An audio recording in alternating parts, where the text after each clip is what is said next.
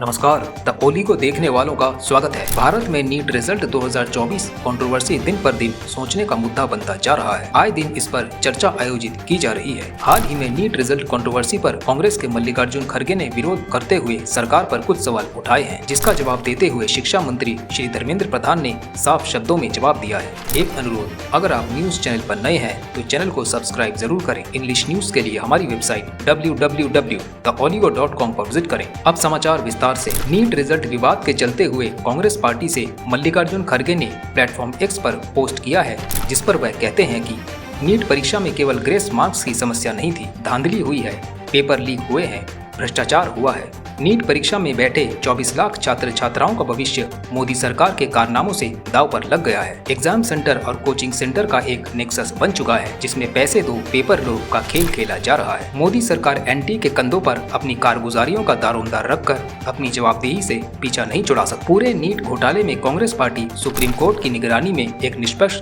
जाँच की मांग करती है। जाँच के बाद दोषियों को कड़ी से कड़ी सजा दी जाए और लाखों छात्र छात्राओं को मुआवजा देकर उनका साल बर्बाद होने से बचाया जाए। पिछले 10 वर्षों में मोदी सरकार ने पेपर लीक और धांधली से करोड़ों युवाओं का भविष्य बर्बाद किया है। इस पोस्ट पर रिप्लाई करते हुए भारत के शिक्षा मंत्री श्री धर्मेंद्र प्रधान प्लेटफॉर्म एक्स पर स्पष्ट शब्दों में जवाब देते हुए कहते हैं कि नीट परीक्षा मामले में एनटीए माननीय सुप्रीम कोर्ट के निर्देशों का पालन करते हुए उचित कार्रवाई करने को कटिबद्ध है। माननीय सुप्रीम कोर्ट के निर्देशानुसार 1563 विद्यार्थियों की परीक्षा दोबारा कराई जाएगी। नीट परीक्षा में किसी प्रकार की धांधली, भ्रष्टाचार या पेपर लीक की कोई भी पुख्ता सबूत अभी तक सामने नहीं आया है। इससे संबंधित सारे तथ्य सुप्रीम कोर्ट के सामने है और विचाराधीन है। मैं कांग्रेस को ये याद दिलाना चाहता हूँ कि पेपर लीक रोकने और नकल विहीन परीक्षा के लिए केंद्र सरकार ने इसी साल public examination prevention of unfair means act पारित किया है, जिसमें कई कड़े प्रावधान है। कांग्रेस इस गलतफहमी में न रहे कि कोई भी नेक्सस पाया जाएगा तो उस पर कार्रवाई नहीं होगी। इस एक्ट के प्रावधानों को बहुत बारीकी से अमल में लाया जाएगा। छात्रों के भविष्य पर राजनीति करना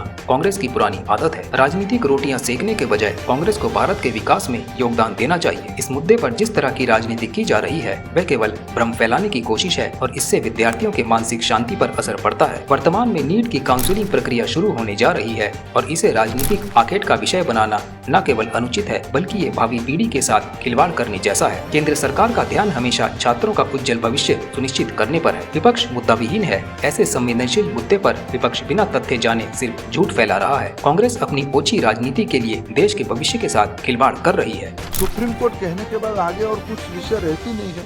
आदरणीय जज ने सारा पक्ष को लिया है। देखो, विपक्ष के पास कोई मुद्दा है नहीं। चुनाव में हार के बाद उनके मन में एक इधर उधर की मुद्दा की तलाश में है। वो ईवीएम के पीछे कभी पड़े थे, कभी और कुछ लोगों को काम पे लगाए थे।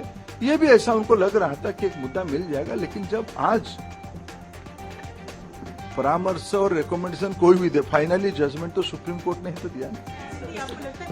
देखो, पेपर लीक की हमारे पास कोई जानकारी नहीं है।